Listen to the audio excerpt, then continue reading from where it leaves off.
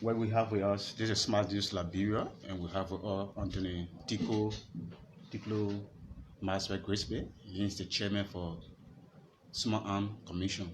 Grigsby, welcome to Smart News Liberia. Thank you, it's my pleasure, and welcome to our office. Thank you very much. First of all, you are the youngest serving chairman for Smart Arm. What is your own impression since you took over? It has nothing to do with what we can do for our country. I think we need more of my kind in government, because for us, we are not preparing the future for our children alone. We are trying to prepare a future that we'll participate in before we exit. So we need to make sure that future is comfortable for all of us. Unlike, and I'm not saying those who will be preparing the future for the kids will not do well. There could be, there are many people who of the well. But sometimes when you personally benefit from the result of a decision, your level of passion, enthusiasm, and leadership can be different. So I want a future that when I'm old, I can comfortably live here as a retired lawyer, sitting in the frame and appreciating some of the work I've done while my children enjoy themselves. Okay, before we go further, what is small arm? Great. So this is the question we usually get. And we'll try to be very simple. There's a universal definition of small arm. And that universal definition is that small arm is any portable weapon that can easily be carried by one person. So any portable weapon that can easily be carried by one person is called small arm. Even though our people, when they say small arm, they see small arm in the context of the size of the weapon. But that's not what small arm is. Small arm, by universal definition, is any portable weapon that can easily be carried by one person. Okay, so for the layman out there, can you just explain the functions of the National Commission on Small Arms? Great. What's the working like? Great. So the commission has a very simple role to play. Arms control. The man who has never been to school before, once they're a Liberian citizen and they've lived for more than 10 or 15 years, they might have either read or heard something about gun. You got a 9-year arm, but they can call it, what's it, gun. They know something about gun. And with our history will allow us to know that gun has been used for bad reasons. When you talk about 15 years war, most of the instruments used for war were the two are guns, so they were considered small arms and light weapons. Because we destroy our country so much to the extent that our war started, and then all of the country in West Africa, except Cape Verde or Cape Verde, like we say in Liberia, we all experienced some coup d'etat, some kind of crisis. So ECOWAS wanted to make sure that there should be control. The instrument West Africans were using to destroy themselves needed to be controlled. And what was that instrument? Gun. Gun was that instrument. So the conversation about controlling gun was the discussion across West Africa. And it's as a result of that discussion about controlling gun that today we have a National Commission on Small Arms. When West Africans started discussing controlling gun, in Liberia we have our small committee, Minister of Foreign Affairs, Minister of State. At the time, the now Senator Wisse was involved in playing that role to coordinate the security agency so that we can see how Liberian people won't control gun.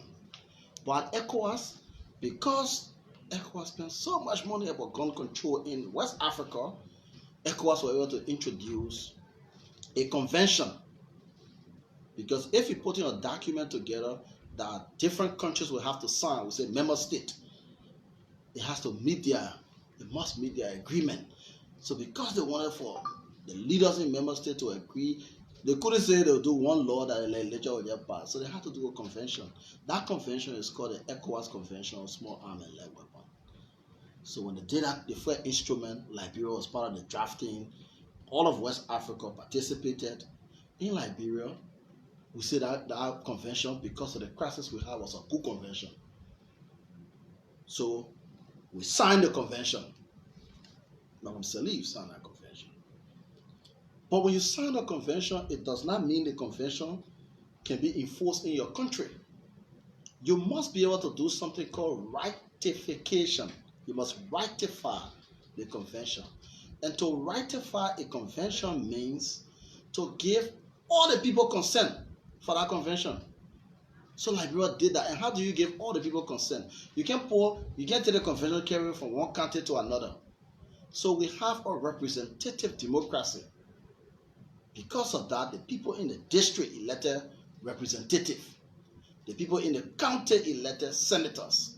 So when a president signs a convention and you want to ratify it to get the people's support for that convention, what do? You go to the people's representative. So our legislature ratified the ECOWAS convention. And in that convention, it was a requirement that Liberia should establish a commission to control small arms and lead weapons. So the work we do today that you're asking about, this is the background.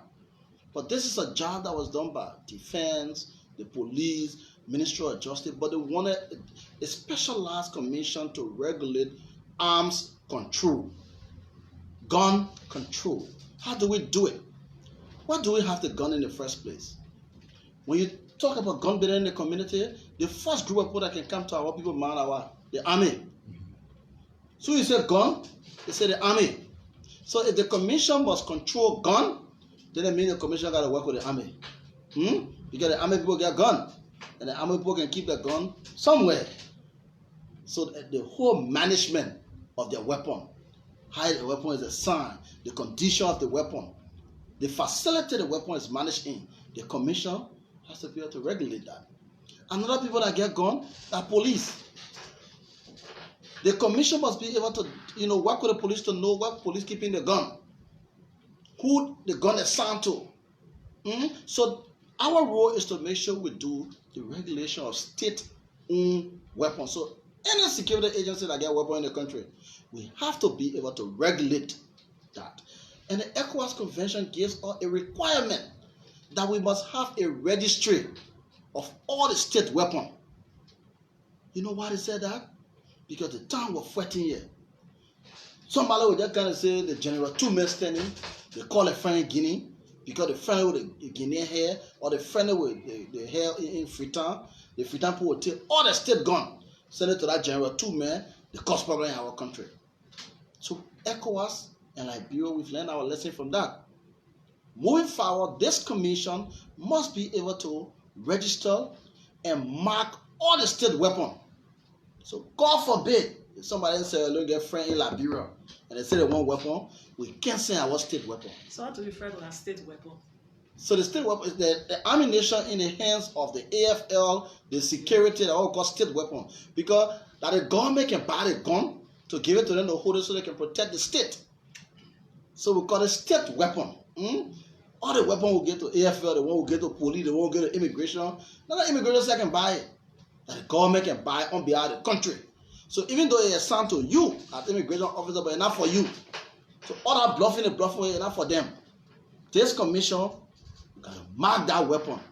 And we make sure we know who immigration get that weapon to. Because we don't want that weapon, that what we call in weapon ammunition management diversion.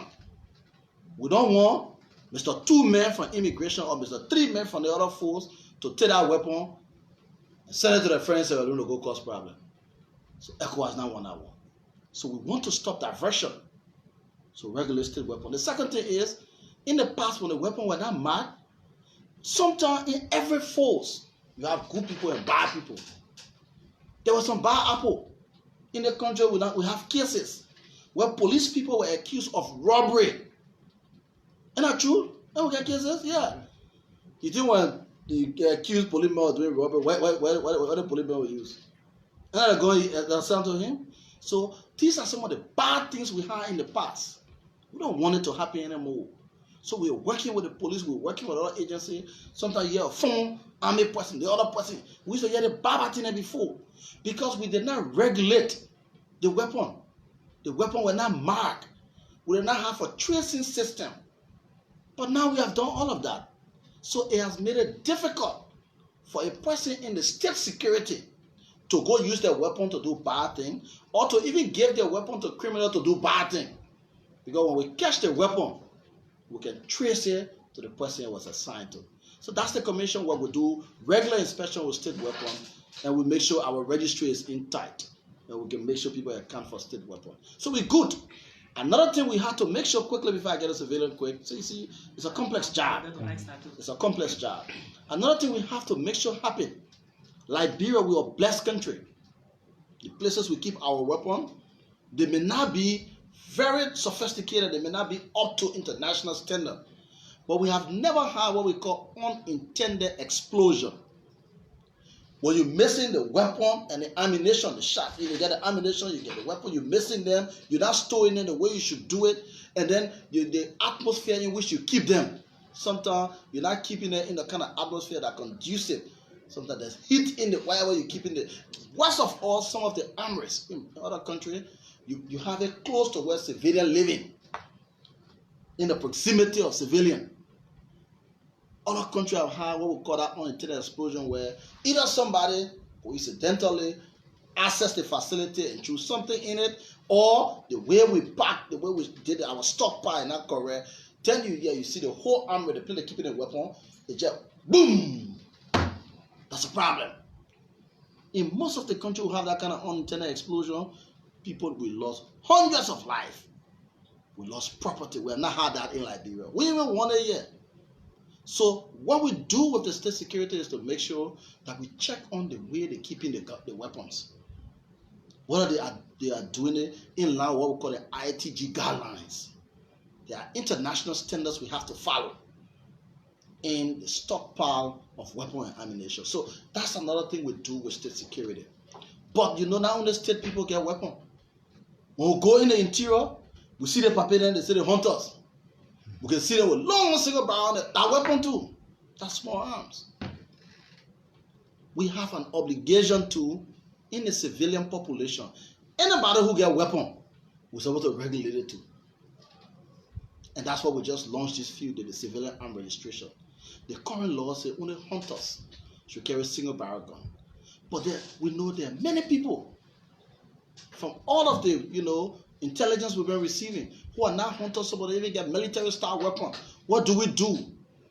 We've asked the National Security Advisor Office in our board for us to have a 6-month voluntary registration exercise. So everybody who have weapon in the Republic of Liberia can come to the commission, fill out our form, and give us the basic information so we can mark the gun. The same way we did for the state. We won't do it for civilian. We won't mark the gun so nobody can use the gun, for criminal purposes. In the 6-month time, now that COVID is around, hopefully when Corona is over, depending on whatever time, we will resume. After that period elapsed, that voluntary registration period when it elapsed, those who will not come tell they get gun. It means that gun they get, using it for criminal purpose. We'll use the court under our law, we'll file the appropriate search and seizure warrant, they will be arrested and prosecuted. Because this commission has the obligation to report on behalf of Liberia on the national control and management of Liberia weapon, and we have to do it at ECOWAS, we have to do it at the United Nations. We don't want Liberia to be red flag anymore as a country that they call criminal enterprise, where there's trading of gun. We don't want that. So we're calling our citizens to be compliant. This is a job we have to do for this country to keep peace. And we're very happy sharing this with you. Okay, taking into consideration nationality and age, Great. Should carry gun in Liberia. Good. So the law is very clear. The law we have on firearm is called the Firearm and Ammunition Control Act, even though I told you about the ECOWAS Convention. But the way international law works, when a convention is signed by a country ratified by the legislature, there's a tail layer we call domestication. Domestication is passing a national law that will answer to all of the different requirements in the international convention. So you must have a national law. When you sign the convention, you ratify it, you must pass a national law. So yes, we've domesticated our law.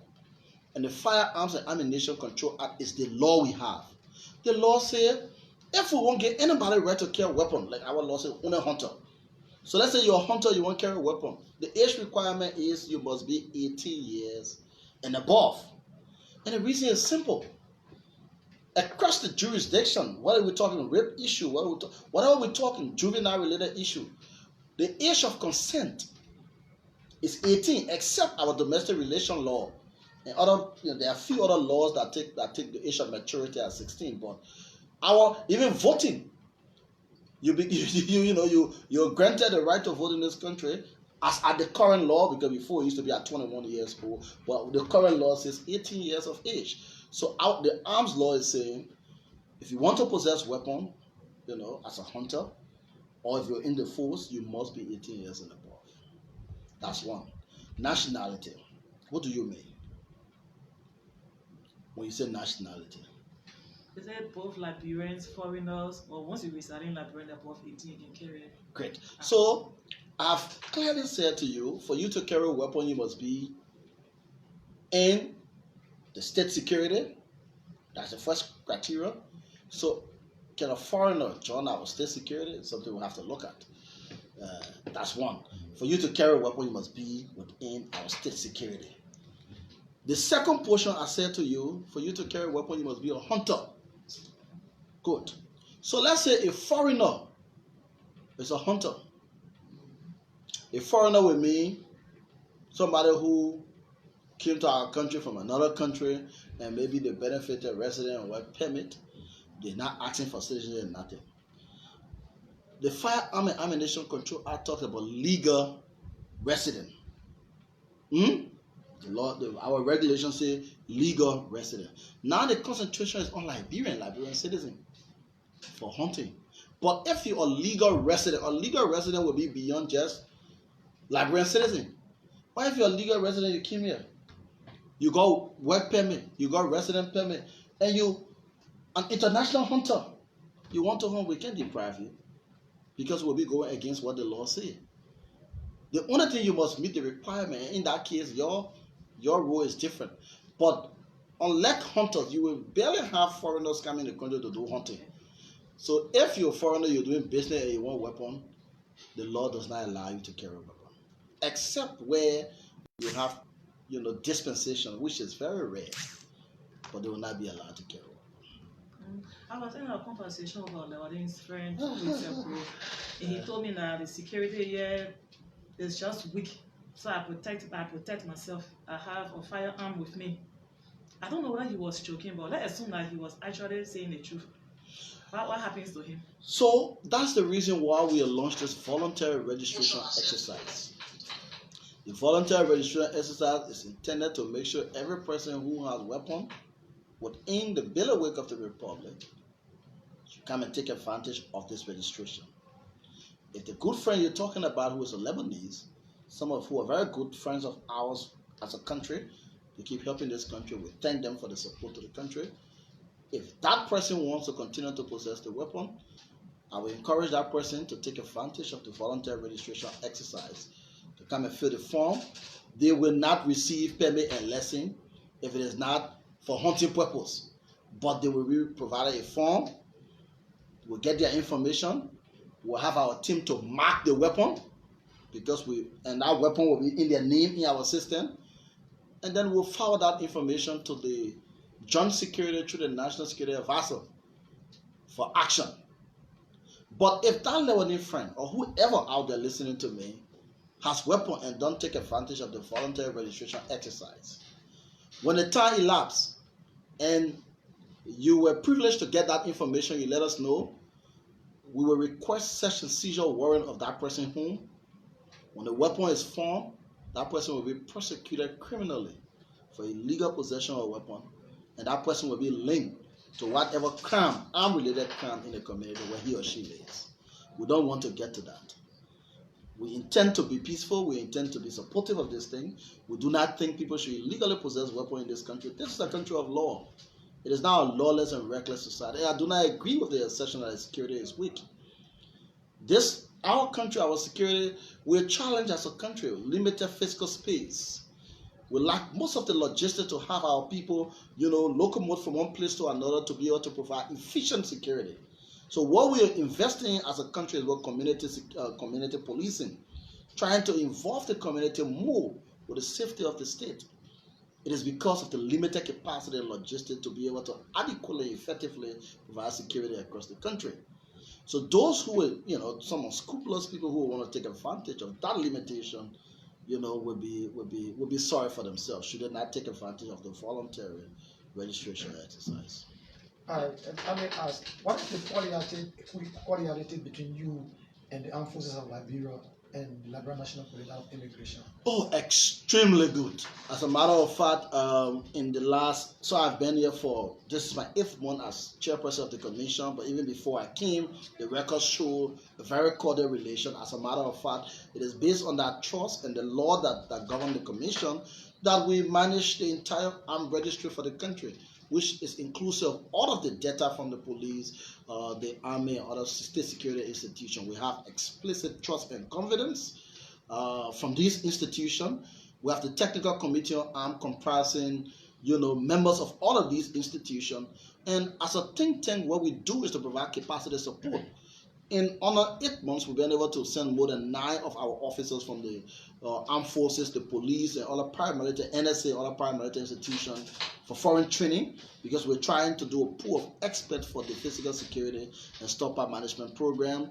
We send some of our officers to learn the contact tracing of weapons, like talking about community engagement, possibility of tracing illicit weapon. We have some experts that we've sent out for training from the police. In the next few days, we have 3 or 4 persons that should be going to Ivory Coast as well to benefit from armed destruction training.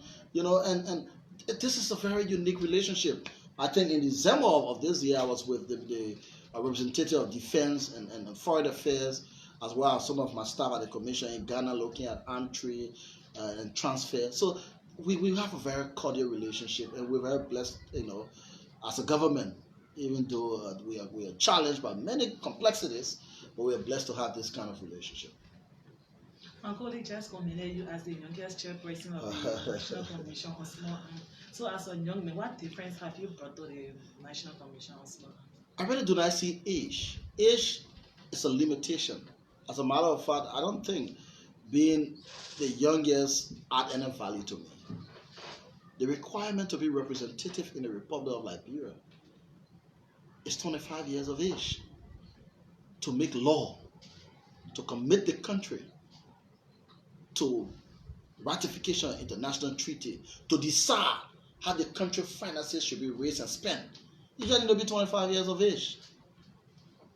So if you have somebody who just needs to be 25 years old making that decision, somebody at 30 years of age can be elected senator by law. I'm far above 30. So I don't, being young, the only advantage is I have energy. And I'm about education. What I want to do is to maximize that education and the energy to impact the country. So that, 20 years from now when I look back, I can still see while I'm living the indelible imprint of my contribution to the country. So it's a privileged opportunity that many others did not have, especially so when we have 15 years of civil debacle. They could not develop themselves.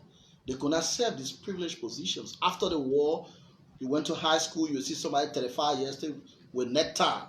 I think that's the only difference. The only difference is the period of civility in our country allow us to develop ourselves to compete in an international war.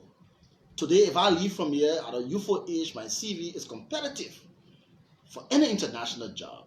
And then the credit of the experience I get as well placed me as a candidate for selection. So that's the difference. But in terms of service to the country, I think, the age doesn't make any difference.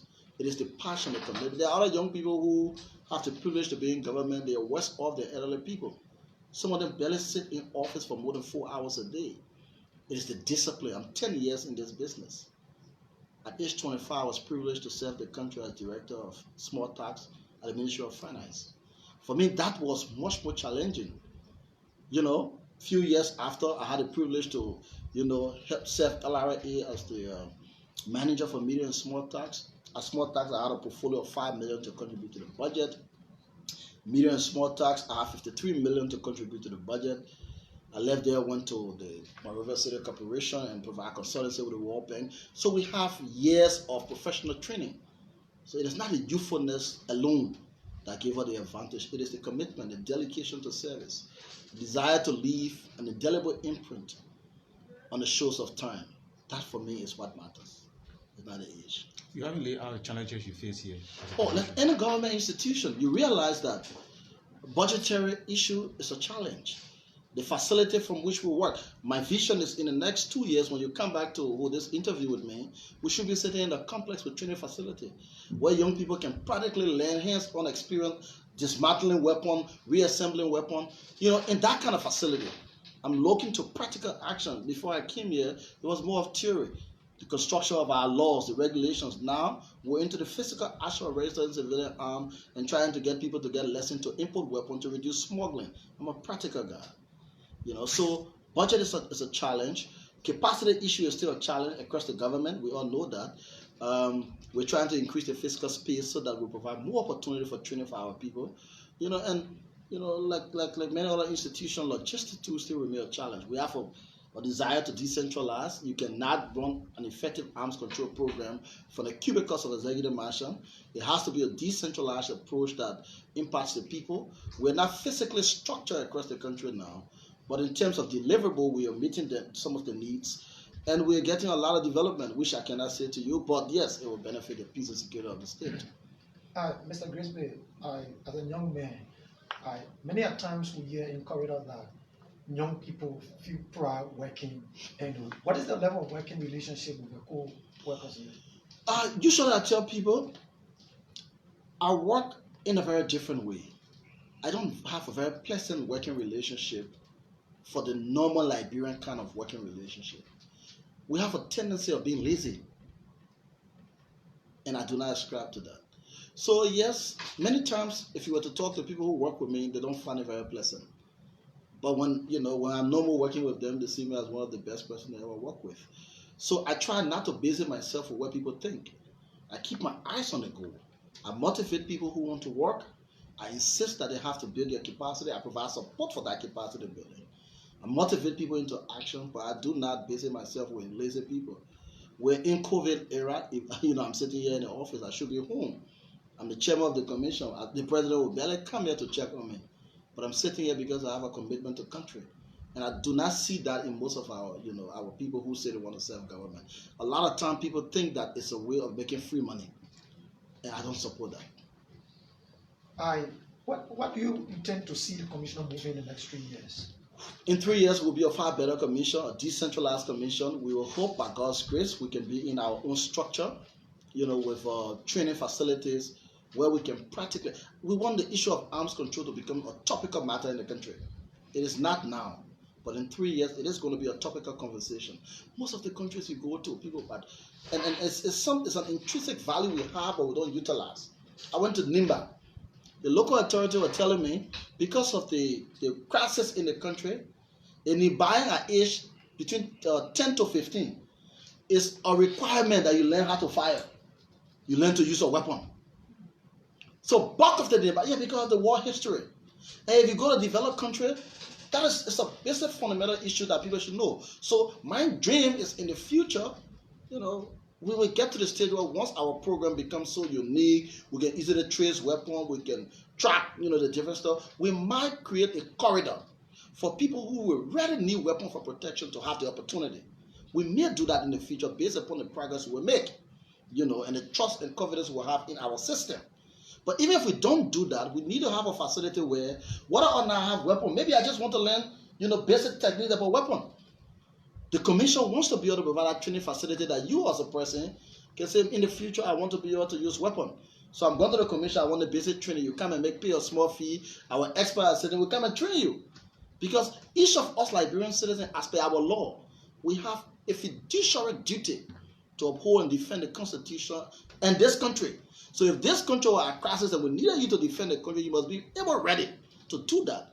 So the commission is looking progressively in a direction where in the future we can have people with the technical expertise to be able to train people who may just want to have the basic skill about weapon and ammunition. Also, Honorable Chairman, you spoke about the compulsory small arm registration. Great.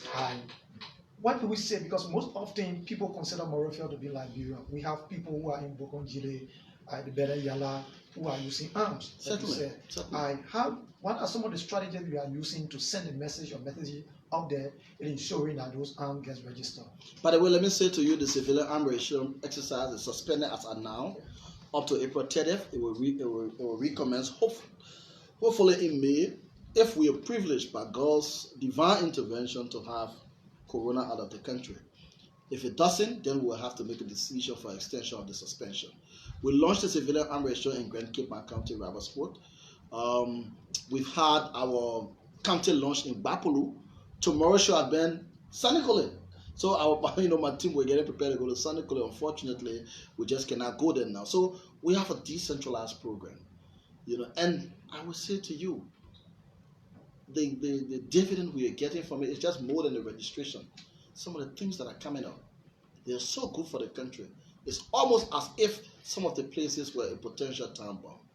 But we're grateful to God for this intervention and the support of the Office of the President, because his office, through the National Security Advisor, has provided mentorship. The Ministry of Justice, Councillor Twine, his boss, has been very supportive. Liberia National Police, Colonel Sulu and his distinguished corps of officers have been very supportive. The Armed Forces of Liberia, we just cannot overemphasize the work they're doing for us, leading us through the way. We can say our people can go to bed and sleep. They have this country in trusted hands. And the possibility of, trying to create any insurrection is becoming far apart. I'm not a theologian, but when I listen to a preacher person say to me, prayer is the key. Many persons don't understand it. They think praises is the key. When you praise, you make the master to get from his throne. But when you pray, the devil gets back. Every time you put in mitigating measures to disallow people from having access to weapons, to disallow diversion of weapons, you reduce the possibility of insurrection in the country by a very huge percentage. You increase the potential of peace. And then in the effect, the after effect of that is you create a situation where the economy prosper, the citizens prosper, you have a very developed country. Okay, Anthony Grigsby, let's go a little into politics. Into politics. Go ahead. Go ahead. How can you just create a general performance of the CDC-led government under President George Monrovia over the last 2 years? General performance, that's very big. Interestingly, I'm within the security sector. And because of that, I'm obliged to be cautiously guarded about what I say. The President is the Commander-in-Chief of the Armed Forces of Liberia. And the SOP of my work tells me to obey, and obey. But let's say I was not in the security sector, which I am already. Cautiously speaking, from the conviction of my soul, I have seen earnest effort on the part of the Commander-in-Chief to redeem the state and improve livelihood.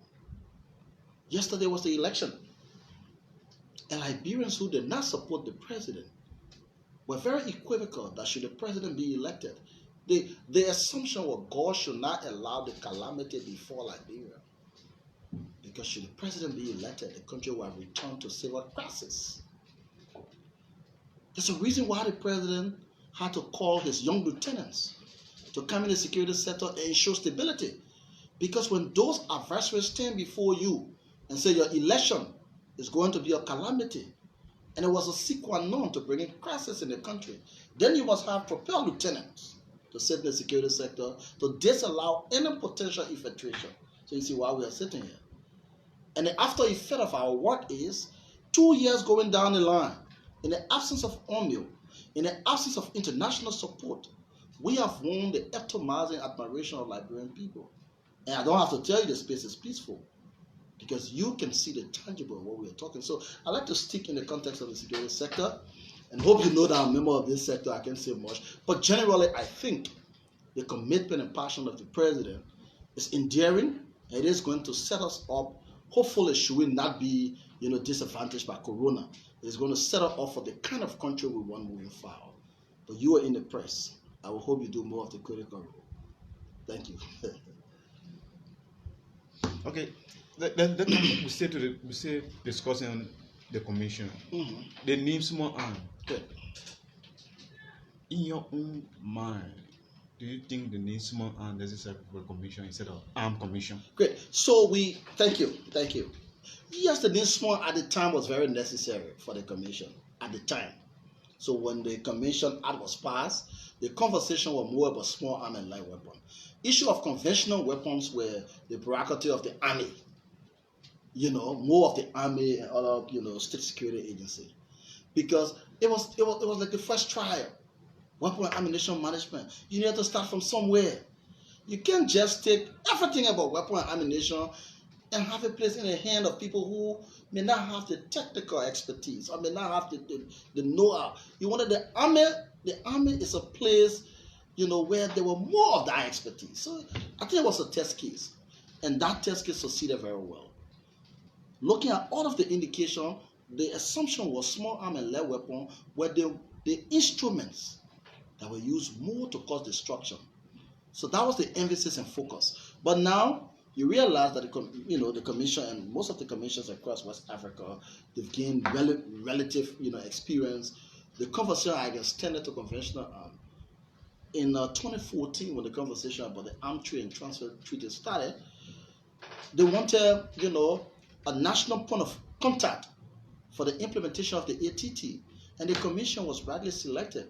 Because if you look at the Act creating the commission, it says we advise the government on all issue of arms and arms related, whilst we report to regional and international organizations. So by virtue of that provision in our Act, we needed to monitor the Arms Trade and Transfer Treaty. And the Arms Trade and Transfer Treaty does not only cover small arms and light weapons, the emphasis as well on conventional weapons. So it has made it a compelling necessity for us to expand the mandate of the commission. So you cannot be a small arm commission to manage the Arms Trade and Transfer Treaty. So because of this compelling necessity, we've been able to draft the Liberia National Commission Arms Act. That act is already ready. We have a draft ATT Act as well. We're trying under the ECOWAS project to recruit, a consultant. Arms Trade and Transfer Treaty Act. Like I said to you, so you have an international instrument. The president signs that instrument. The legislature ratify that instrument. We've ratified the ATT, but then you have to domesticate it. Domestication would mean you do your national law to make sure it's compliant with the treaty. Yes. So basically that's it. So this year we are about to move into that. It has become a compelling necessity that will become a Liberia National Commission on Arms if we must serve as a national point of contact in monitoring ATT. We have reported on ATT 2 times. We are compiling the country report for this year. So it means even though we are playing the role, but we need to have the legal stature in the country by our Act to manage that sector. Okay, last question from my friend. Okay. Very last question. Okay, yes, just one last question.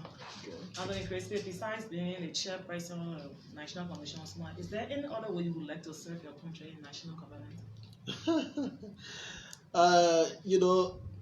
There's something that always happens, and I think I need to stop, making assumption of where I want to serve or how I want to serve. I used to be with young people back in 2007. 2007, I became a national leader because I was elected on a national platform, and since 2007, I've been very engaged and active. I used to be a follower before 2007. I became a leader in 2007, and since then, I've always been in leadership role. My passion then was to work for and with young people. But then, having a bachelor degree in economics, minor in accounting, doing all my debit and credit, I had a distinguished privilege now to move into a career path that did not, see me more into the youth thing. Then I started to build a profession and career in taxation. So I went to LRA, provided service to the country, contributed to the revenue, had excess collection, and I thought that was my path. Then I saw myself providing consultancy to the Monrovia City Corporation, and then I'm here today. I think my career path for me remains the law. I'm passionate about the law. I want to help in the development of Liberian law. I don't know where God will have me go next. It has always been at the discretion of those who employ me to say, can you please provide service in this area? But I feel comfortable here. This place is about peace. We've lifted the bar here. We've made the commission a practical commission. It will hurt me so badly if I have to leave so early, when we have not erected the structure of the national complex of the Commission on Small Arms. Then there will be Commission on Arms with the technical training facilities that I'm endearingly thinking about. So yeah, let me serve here yet to see what God has for the future. Atty. Grigsby, your final message to those Liberians and foreign nationals who are illegal arm holders. Great. So my final message will be to them, but then to as well just close up on the COVID message. Yeah. Because if the follower listening to me will listen to me say all of this, in this era of Corona, it does not talk a little of COVID, then they will be very disappointed. What are you doing to save the people possessing weapons, during this time of Corona? I'd like to close up with that. But those who are possessing weapons illegally, not just foreigners, even Liberians as well, I want to encourage them. When you have the privilege to serve government, it is not to show excess power. People who do not read the law think that the Constitution gave power, but it doesn't. Constitution limits power. When you have a government job as a person who is schooled in the law, you must be so persuasive enough to allow people to voluntarily comply so that you don't have to use the full force of the law. My intention is not to use that. So I want to encourage them to take advantage of the voluntary exercise. It's going to help our country. We cannot afford to be, in red with our reported United Nations Program of Action on Arms and other United Nations agencies as well as ECOWAS on our regional convention. So we want to appeal to our our citizens and foreign friends who are supporting our government to please take advantage of the voluntary exercise. As when we resume the registration, because it's suspended now to April 30, to come to the commission or our agent, fill out a form, provide the basic information so that we have your weapon, registered in our system, marked, and we can be able to trace you. To close up, I'd like to say to you, you didn't ask me, but let me just say quickly, that the commission, on our project with ECOWAS and that of the UN, we've developed a mitigation strategy by which we can be able to intervene during the Corona, era. So now we're working with the Technical Committee on Arms to develop illustration. Those who listen to WHO, I'm now a person for the medical field, but what we all hear is that the virus can last on metal for like up to 3 to 4 hours, and for plastic and steel up to 2 to 3 days. It is of concern to us as a commission because we do weapon and ammunition management. So if you are doing weapon and ammunition management, the men and women in the armed forces, in Liberia National Police and other state security agencies that are bearing weapons, do you think of the risks that weapon poses to them and their family, especially during the time of Corona, where that metal could contract, can keep the virus for hours? Do you know that the police officer, in most of the government agencies, people are being asked to stay home at non-essential staff and this and that, but those within the military and paramilitary institution have to even work extra hours. When you drive through now, I was driving through EcoBank, I saw the police officer standing at the door, and I took like 2 to 3 minutes. I parked on the side, I was looking at him and wondering, is there any way we can have illustration for these officers to see that they have to cautiously guard the usage of the weapon during this time? Sometimes when they stand after some hours, they get tired, they want to sit and they lay the weapon down. They could contract the virus. Where do they return? They return to their home where their wife and children are. So we want to cautiously look at the way we can help. We want to develop an innovative illustration of the usage of weapon and ammunition during this era, that it doesn't become a problem to those who are serving the country as first citizens. Thank you. Thank you very much. Thank you, Atty. Grigsby, for having us. My distinguished pleasure. Thank you.